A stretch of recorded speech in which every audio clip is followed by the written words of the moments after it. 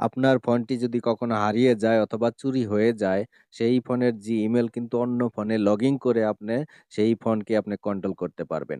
ফোনের ডাটা মুছে ফেলতে পারবেন, লক স্ক্রিনের পাসওয়ার্ড পরিবর্তন করতে পারবেন, ফোনের স্ক্রিন লক করে দিতে পারবেন। এমনকি আপনার সেই ফোনের লাইভ লোকেশনও কিন্তু দেখা সম্ভব।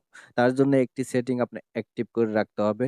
চলেন দেখে নেওয়া যাক। ফোনের সেটিংটি ওপেন করে এখানে সার্চ বার এখানে লিখবেন ডিভাইস অ্যাডমিন। এটা লেখার সাথে, সাথে দেখবেন এই ফিচারটি কিন্তু চলে আসবে। এটাকে ওপেন করবেন।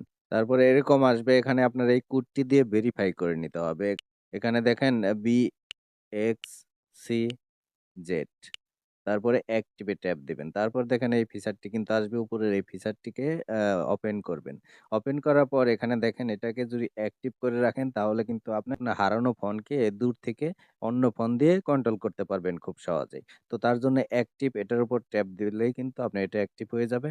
এখন এই ফোনের যে Gmail অন্য ফোনে লগইন করে কিন্তু আপনি এই ফোনকে আ কন্ট্রোল করা সম্ভব।